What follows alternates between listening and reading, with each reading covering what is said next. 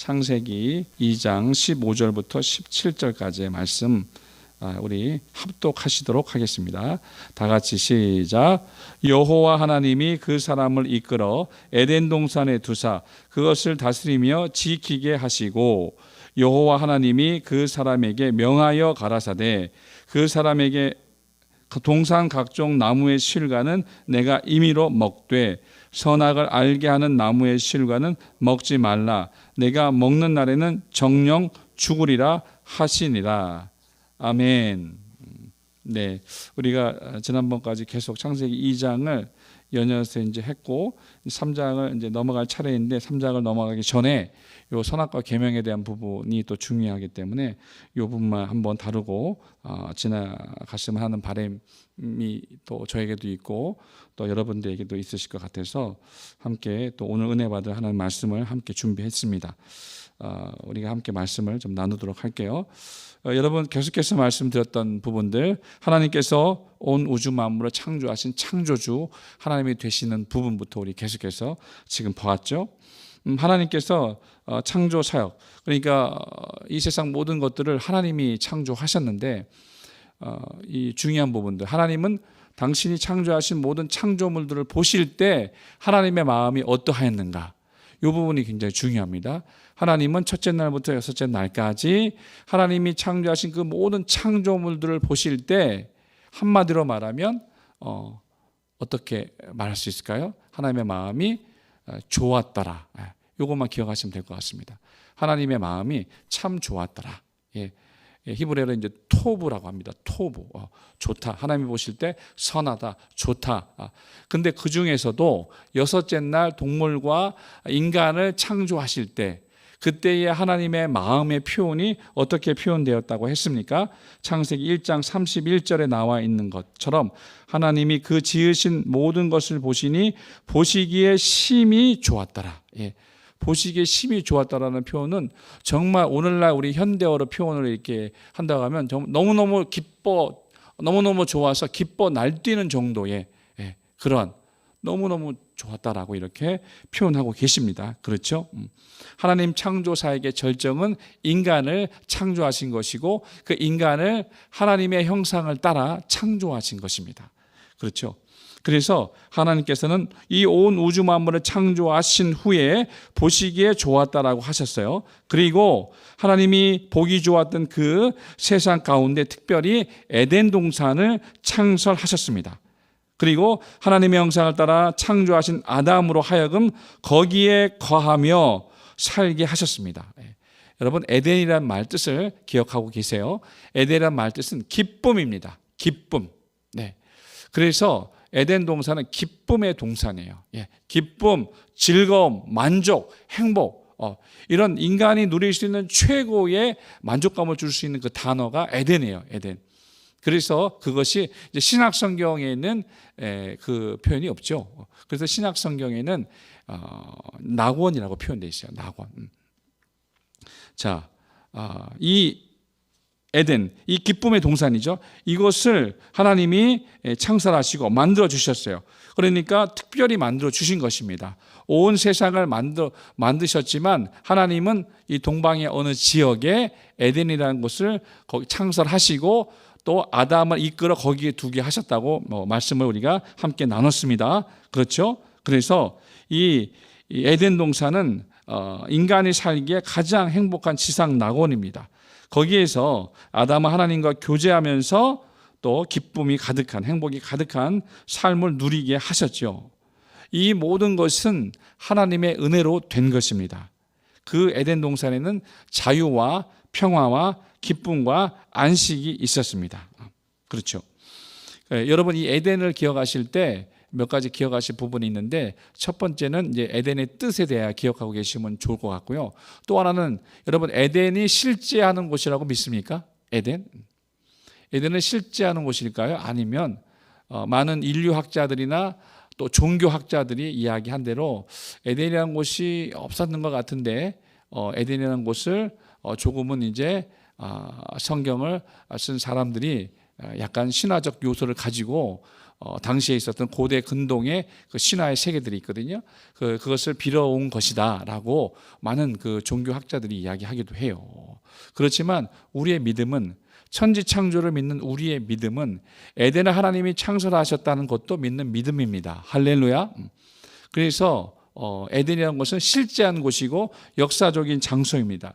지금도 그 에덴을 많은 사람들이, 많은 역사학자나 인류학자들이 찾기도 하죠. 그래서 찾았다는 근거를 또 이렇게 영상으로, 다큐멘터리로 보도하기도 하고, 또 그렇지 않다라고 여기는 사람들도 많이 있습니다. 그렇지만 우리들의 믿음은 하나님께서 에덴을 창설하셨다라는 것을 믿는 믿음을 가지고 성경을 보는 것입니다. 그래서 이 에덴이 바로 하나님의 형상을 따라 창조하신 아담, 곧 인간의 삶의 처소로 주어진 가장 아름답고 복된 환경이었다는 것을 우리는 믿는 것입니다. 그렇죠. 그런 의미에서 에덴은 가장 완벽한 동산입니다. 어떤 근심, 걱정, 고통, 아픔도 없이 기쁨과 행복이 충만했던 그것이 바로 에덴입니다. 지상 낙원이었고 이 온 땅의 기쁨과 영광이 그 동산에 있었습니다. 그렇다면 그 에덴과 인간, 곧 아담과의 관계는 어떻게 됩니까? 15절, 우리 오늘 본문 보시면 2장 15절에 보시면 이렇게 말씀이 기록되었었어요. 여호와 하나님이 그 사람을 이끌어 에덴 동산에 두사 그것을 다스리며 지키게 하시고, 그러니까 하나님이 아담을 친히 이끌어서 에덴 동산에 있게 하셨다고 말씀했어요. 그리고 그것을 다스리며 지키게 하시고, 지난번에 이제 다스린다는 뜻에 대하여 함께 나눴습니다.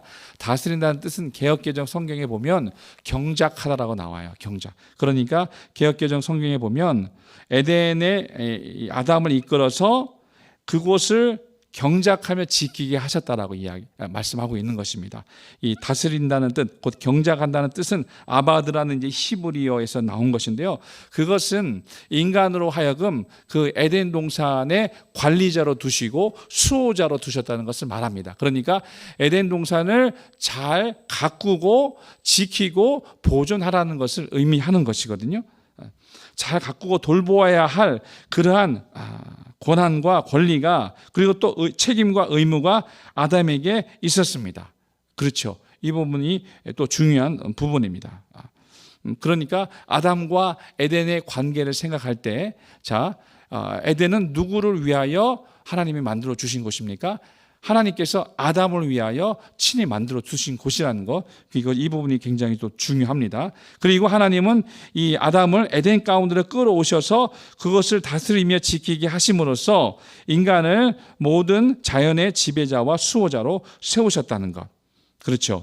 그렇기 때문에 인간이 만물의 영장으로서 하나님으로부터 이 자연계, 곧 피조계에 대한 통치권을 위임받은 것입니다. 그래서 이 주어진 자연계를 훼손하지 않는 것 굉장히 중요합니다. 우리가 마구마구 자연을 훼손하는 것 바람직한 것이 아니고, 성경을 적용해서 말씀드리면 성경적이지도 않은 것 같아요. 그러니까 자연에 대한 부분도 우리가 생각을 해야 됩니다. 우리는 예전에 좀 환경적인 부분들, 좀 친환경적인 부분들에 대해서 좀 이렇게 가까이 하지 않았던, 교육적으로도 말이에요. 그랬던 기억들이 많이 납니다. 저도 이렇게 교육을 받았을 적의 내용들을 이렇게 생각해 보면, 역사 교육을 받았을 때라든지 아니면 우리가 이제 과학을 배웠을 때라든지 생각해 보면 지구 환경에 대해서 또 이 자연계에 대해서 인간이 그것을 잘 보존하고 가꾸고 돌보아야 한다는 사실들에 대해서 이렇게 깊이 있게 좀 배워보지는 못했던 것 같아요. 그런데 이제 아시는 것처럼 최근에는 어떻게 많은 이제 지구인들이 이야기를 합니까? 정말 이 기후 이상이나 식량 위기나 또 이제 북극해가 이제 녹는 것이나 굉장히 이제 지구 전체의 자연 환경이나 이 기후들에 대해서 또 굉장히 중요하게 생각을 하잖아요. 그런데 그 근원들을 이렇게 올라가 보면, 하나님께서 온 천지 만물을 창조하신 그 창조의 세계 안에 하나님께서 그 아담으로 하여금 그 자연계를 다스릴 수 있는 권리와 권한을 주시고 또 책임과 의무를 주셨다는 거, 그렇기 때문에 마구마구 자연을 훼손하는 것은 바람직한 것이 아니고요. 오히려 주어진 자연계, 그 피조계를 잘 가꾸고 다스리고 또 보존하는 것도 마찬가지로 인간이 해야 되는 일이라 이렇게 말씀드릴 수 있는 것 같습니다. 그렇죠. 여러분 우리 주변에도 보십시오. 어떤 사람에게 물건을 맡기면 그걸 갖고서 잘 닦아서 오래 쓰는 사람이 있고, 또 어떤 사람은 중요한 물건을 맡겨도 마구잡이로 이렇게 막 써서 순식간에 금방 엉망을 만드는 사람들도 있지 않습니까? 마찬가지입니다. 우리에게 주어진 환경, 이 지구 환경에 대해서, 지구 환경이 영원합니까? 그렇지 않습니다. 주어진 자원이 영원합니까? 그렇지 않습니다. 분명히 고갈되거든요. 분명히. 그렇기 때문에 우리는 믿음의 눈으로 우리가 영적 세계만을 바라볼 것이 아니라 하나님이 우리에게 주셨던 이 지구 환경에 대한 부분도 믿음의 눈으로 성경을 적용하여 잘 들여다볼 필요성이 있다라고 말씀드릴 수 있을 것 같습니다. 네. 그리고 이 에덴 동산, 자 이제 좀 본론적인 부분으로 좀 들어가 보도록 할게요. 이 에덴 동산, 그럼 하나님이 이 아담을 위해서 특별히 준비하시고 살게 하신 최적의 이 아름다운 환경이었던 이 에덴 동산에는요 2개의 특이한 나무가 있었어요. 그것이 하나는 생명나무고 하나는 선악을 알게 하는 나무였습니다. 생명나무는 아담으로 하여금 그 생명의 근원과 창조자를 기억하게 하려는, 그렇기 때문에 그 생명나무의 열매를 맺고 그 생명을 더 풍성히 얻고 누릴 수 있는, 그것이 생명나무였던 것이죠. 그래서 그 생명나무, 하나님께서 아담을 통하여 하나님이 주신 그 생명나무의 과실을 먹고 그것으로 인하여서 그 아담에게 주어진 생명이 더 연장되고 장수하고 영생하게 되는 것입니다. 즉 다시 말하면, 역으로 말하면 그렇게 되는 것이죠. 생명나무가 존재하고 생명나무의 과실, 곧 그 열매를 먹으라라고 하나님께서 말씀하신 것은 뭐냐면, 하나님이 인생들을 창조하실 때에 인생들을 영원 불멸의 존재로 창조하셨다는 것이 아니라는 것이죠.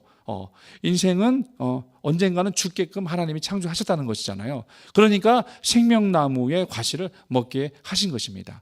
그 생명나무의 과실, 그 열매를 먹음으로써 하나님이 주신 그 분복을 누리며 또 마침내 장수하고 영생을 얻게 되는 것이겠죠. 그것이 이제 생명나무에 관한 그런 내용들이고요. 중요한 부분들, 선악을 알게 하는 나무, 이 부분이 굉장히 중요하겠죠. 자, 선악을 알게 하는 나무가 있었습니다. 자, 이 부분을 함께 나눌 때에 굉장히 좀 중요한 부분들이 좀 있어요. 자, 여러분, 저도 굉장히 궁금했습니다. 선악과 나무가 왜 에덴 동산에 하필이면 있었을까? 이 선악과 나무가 없었으면 되잖아요. 왜 하나님은 선악과를 동산 중앙에 두셨을까요?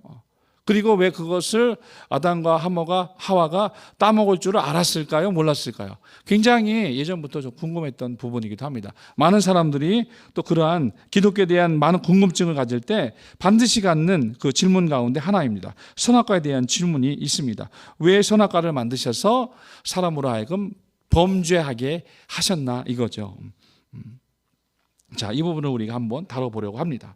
자, 선악과란 어떤 나무입니까? 선악을 알게 하는 나무이죠. 그래서 선악을 알게 하는 나무에 그 열매가 있어요. 그것을 먹게 되면 하나님이 지금 말씀하시기를 죽으리라 말씀하신 거예요. 그러면 하나하나 한번 생각해 봅시다. 자, 선악을 알게 하는 나무라고 했으니까 선악과의 과실을 먹음으로써 어떻게 된다는 것입니까? 선악을 알게 되겠죠. 네, 그렇습니다. 선악을 알게 되는 것입니다. 그러면 선악을 알게 되는 것이 어째서 죄가 되는 것입니까? 선악을 알면 무엇이 선이고 무엇이 악인지를 알게 되기 때문에 더 바르게 살아갈 수 있는 것 아니겠습니까? 우리가 말하고 행하는 그 모든 행동들이 선인지 악인지 모른다면 오히려 그건 더 안 좋은 거 아닙니까? 그렇죠? 그런 입장에서 생각을 해보면 선악을 아는 것이 왜 나쁜 것이 되고 왜 죄가 되는가, 이 부분을 좀 깊이 좀 생각해 보았으면 좋겠어요. 잘 아시는 것처럼 우리가 이제 3장 할 때 한번 또 나눌 거지만 그 3장 23절 이후에 보시면 선악과를 따먹은 아담과 하와를 하나님이 그 에덴 동산에서 내어 쫓으시죠. 그렇죠? 왜 내어 쫓으십니까? 왜냐하면 그들이 범죄한 이후에 생명나무의 과실을 따먹을까 봐. 그렇죠. 그래서 하나님이 막으신 것입니다. 그래서 에덴 동산에 나가게 하셨는데요. 자, 우리가 좀 생각을 해 보시면 좋겠어요. 사람이 선악을 분별하게 되면 어떻게 될까요? 자, 사람이 선악을 분별하게 되면 선을 행하게 되는 것이 이치적인 것이겠죠. 그렇죠?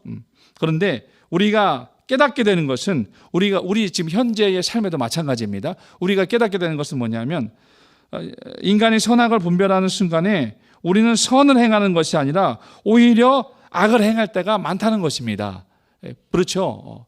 우리가 무엇이 선이고 무엇이 악인지를 알고 있어요. 그렇다면 우리는 선한 일을 행하고 선한 말을 하고 그렇게 선한 역사를 이루며 살아가는 것이 정상일 텐데 아니에요. 그렇지 않은 모습들을 많이 보는 거예요. 오히려 악을 가까이 하고 죄의 악을 저지르는 일이 훨씬 더 허다합니다. 선악을 알게 되었는데 왜 선을 행하지 않고 악을 행하게 되는 것입니까? 생각해 보겠습니다. 선악을 알기 전 에덴 동산에서는 어땠습니까? 선악을 알기 전에 에덴 동산에서는 굳이 선과 악에 대하여 알려고 하지 않았습니다.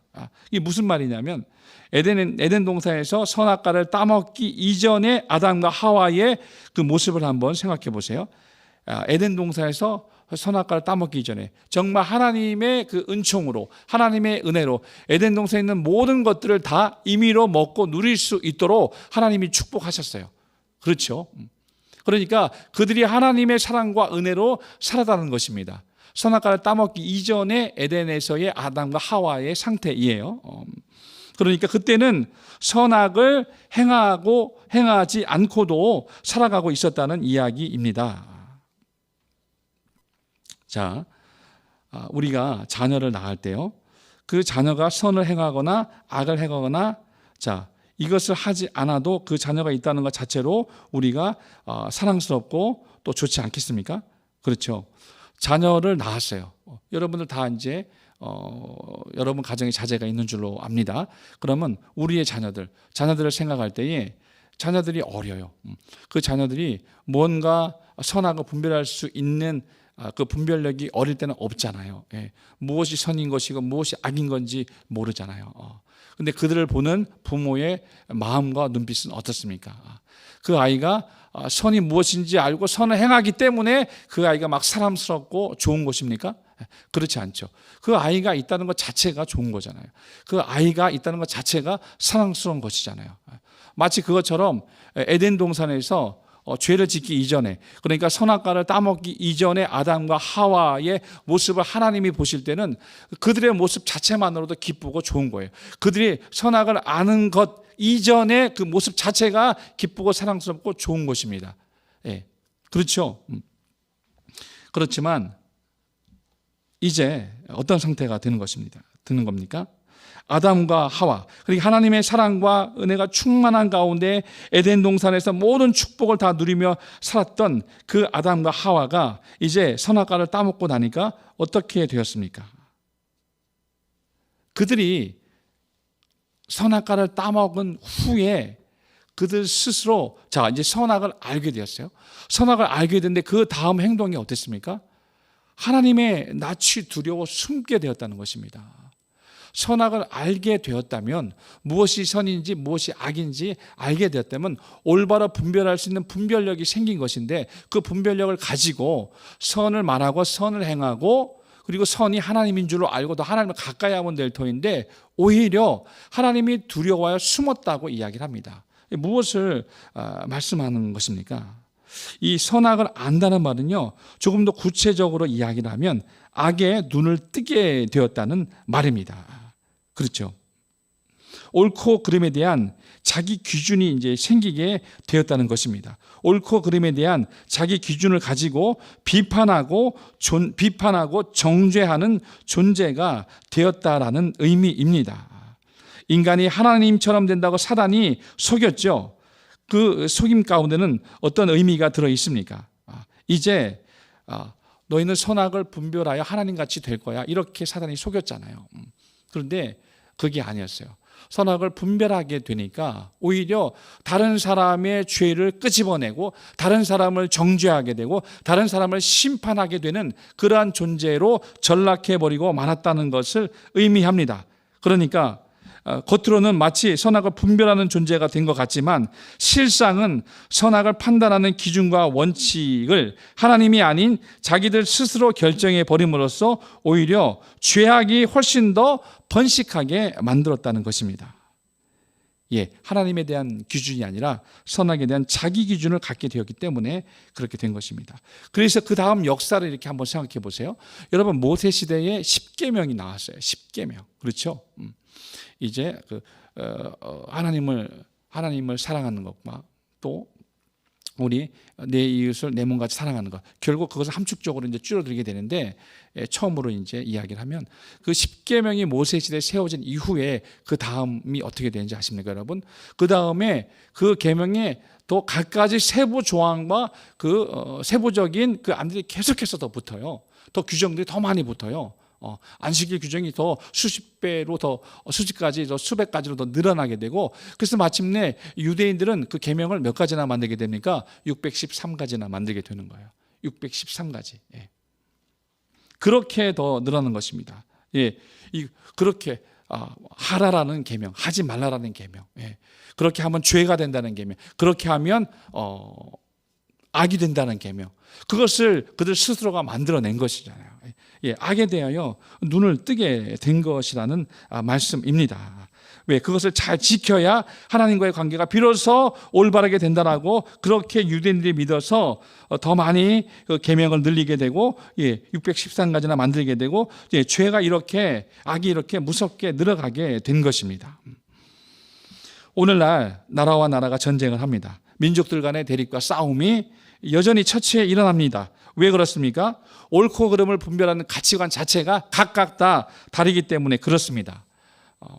현대를 살아가는 현대 사회에 이혼율이 굉장히 많죠. 부부 사이에 굉장히 갈등과 이렇게 어려움들이 많습니다. 왜 그렇습니까?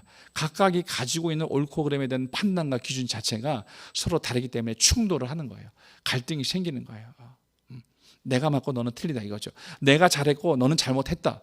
이렇게 철저하게 자기 기준과 자기의 옳고 그름의 판단을 가지고 상대방을 정죄하고 심판하게 되는 그런 존재로 전락하게 된 것입니다. 선악과를 먹게 됨으로써 선악을 분별하게 된 것 같지만 아니에요. 악의 눈을 뜬 것이에요. 사단에게 속아버리게 된 것입니다. 사단과 접촉하게 된 것이에요. 그것이. 자, 본문을 다시 한번 볼게요.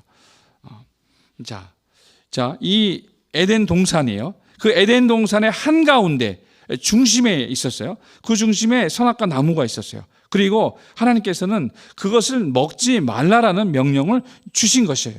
이것은 이제 신학적으로 이제 이야기를 하면 인간과 하나님과 선악과 계약, 선악과 언약을 맺으신 것입니다. 이것을 신학적 용어로 행위 언약이라고 합니다.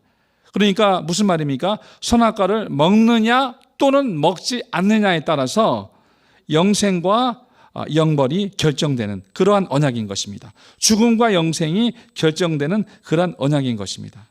그런데 여기서 중요한 것은 뭐냐면 그 열매, 그 과실 자체에 그 죽음 또는 영생이 있는 것은 아니죠.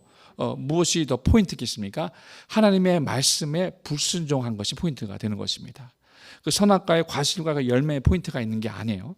하나님이 그렇게 하지 말라고 주신 단 한 가지의 원칙이었어요. 에덴에서 주신, 에덴에 있는 모든 것들을 다 먹고 마시고 누리라고 하셨어요. 엄청난 은혜와 축복을 주셨어요. 그러나 최소한의 원칙, 최소한의 약속, 단 하나의 계명만을 주셨어요. 그것은 선악과의 나무에, 선악을 알게 하는 나무의 실과는 먹지 말라 하신 한 가지. 어떻게 보면 가장 작은 규칙이었어요. 어떻게 보면 모든 것들을 다 누리되 그것 하나만큼은 하지 말라라고 하나님이 말씀하신 것이었어요. 그럼 이것은 무엇을 의미하는 것입니까? 그것을 그 선악과 언약, 선악과 계명을 통하여 하나님과 인간 사이의 관계가 바로 정립되고 세워지는 것을 의미하는 것입니다. 이 하나님의 명령과 경고는 인간이 어떤 사실을 판단하고 선택할 수 있는 자유의지를 가진 존재로 인간이 창조되었다는 것을 말해주죠. 그렇죠. 인간이 하나님의 형상을 따라 인격을 가진 존재로 창조되었고 또 자신의 생각대로 판단하고 선택할 수 있는 자유의지를 부여받았다는 것을 말하고 있습니다. 그렇기 때문에 인간은 이러한 자유의지로 자신이 가지고 있는 자유의지로 선택하고 결정할 수 있는, 그러니까 하나님이 주신 그 말씀에 순종하고 거부할 수 있는 그 모든 권한과 그 결정 권한은 그 자유의지를 가진 그 존재에게 달려 있는 것이잖아요. 그래서 그가 가진 자유의지로 하나님 앞에 순종할 수도 있고 거부할 수도 있는 것입니다. 하나님은 인생들을 창조하실 때 그것을 애완동물처럼 창조하시지 않았고 로봇으로 창조하시지 않았어요. 그래서 인간이 자신이 가지고 있는 그 자유의지, 왜? 그것이 하나님이 인생을 하나님의 형상을 따라 인격적인 존재로 창조했다는 그런 근거가 또 되는 것이니까. 그러니까 인생들은 자신들이 가지고 있는 자유의 의지를 통하여서 하나님이 주신 그 단 하나의 최소한이라고 말씀드릴 수도 있는 그 원칙, 그것이 뭐예요? 선악과 나무의 열매는 먹지 말라. 그것을 지킴으로써 비로소 그렇지, 그것을 지킴으로써 나는 하나님이 창조하신 인간이지 라는 것을 아는 거예요. 하나님은 나를 창조하신 창조주가 되시지, 하나님의 주권을 인정하고 하나님의 하나님 되심을 인정하고 인간의 인간됨을 인정하게 되는 것입니다. 그 선악과 계명을 통해서 그렇게 되는 것이에요. 이것이 굉장히 중요한 것입니다. 그렇지만 불행히도 인간은 그러한 자유의지로 하나님의 말씀에 순종하기보다는 불순종하는 것을 택하고 말았습니다. 그렇기 때문에 인간에게 죽음이라는 형벌이 주어진 것입니다. 너는 흙이니 흙으로 돌아갈 것이니라. 이것은 정령 죽으리라고 말씀하신 하나님의 경고, 하나님의 명령의 성취가 되는 것입니다. 그렇죠. 겉으로 볼 때는 죽지 않은 것 같지만 어떻게 된 것입니까? 영적으로 하나님과의 모든 교제가 끊어지고 단절되고 분리되고 만 것입니다. 정말 흙이니 흙으로 돌아가라. 흙의 본질로 돌아가게 된 것이죠. 하나님과의 모든 교통이 다 끝나버리게 된 것입니다. 자, 그렇다면 만약에 순종했더라면 어떻게 됐을까요? 순종했더라면 에덴에서 선악과의 계명을 그가 지켜냈어요. 네, 그렇죠. 수많은 자유와 수많은 하나님의 축복을 누리고 있는 가운데 하나님이 지키라고 한 그 선악과의 계명을 그가 지켰더라면 어떻게 됐겠습니까? 그러면 정령 죽지 않으리라, 이렇게 되는 것이죠.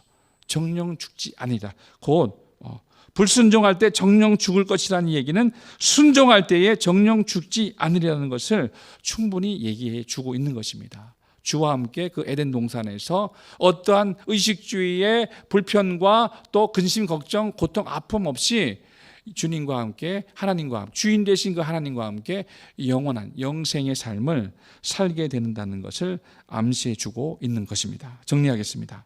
하나님은 태초에 인간을 죄가 없는 완전한 존재로 창조하셨습니다. 그리고 자유의지를 주셨습니다. 이것은 하나님께서 아담을 스스로 결정할 수 있는 하나의 인격체로 인정하셨음을 의미하는 것입니다.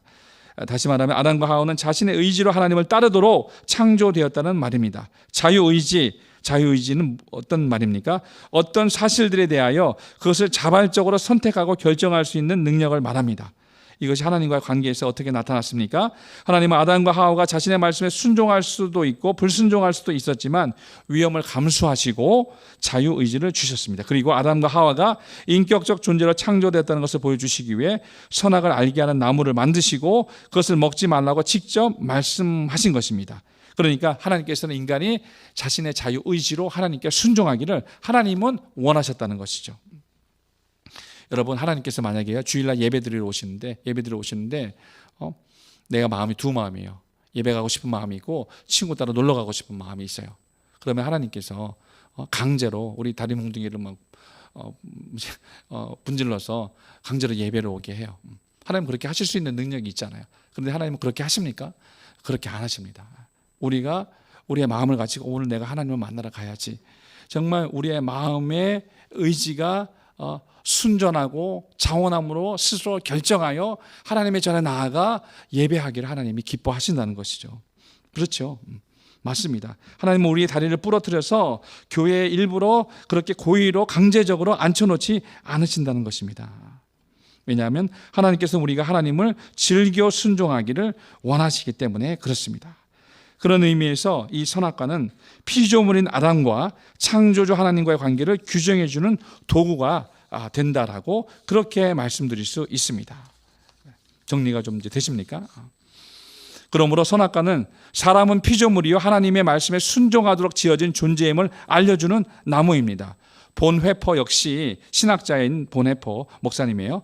그분 역시 선악과는 사람을 유혹하기 위해 만들어진 것이 아니라 인간이 피조물임을, 인간은 한계를 가진 존재임을 보여주기 위한 나무였다라고 그렇게 말씀했습니다.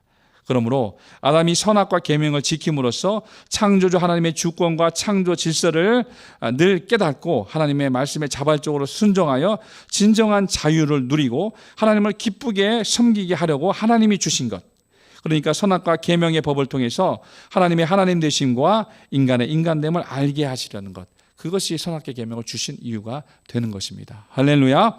기도하겠습니다. 자, 우리 오늘날 살아가는 우리도 마찬가지입니다. 우리가 예수 그리스도를 믿고 정말 우리가 이제껏 마음대로 살았던 우리의 죄악들을 고백하고 회개하며 주의 보혈의 공로로 주 하나님을 나의 주인으로 모셨습니다. 영접했습니다. 그래서 내 인생은 하나님이 주인이십니다. 내가 주인이 아닙니다. 우리는 구원받은 하나님 자녀로서 더 이상 선악과를 따먹는 우를 범해서는 안 됩니다. 죄를 지으며 살아서는 안 된다는 것을 말씀합니다. 죄와 싸울 수 있는 영적인 능력을 주옵소서. 내 인생을 성령으로 다스려 주시고 하나님이 금하신 것을 순종함으로 지킬 수 있는 믿음을 주옵소서. 우리 이것을 위해서 주여 한번 하시고 통성으로 기도하겠습니다.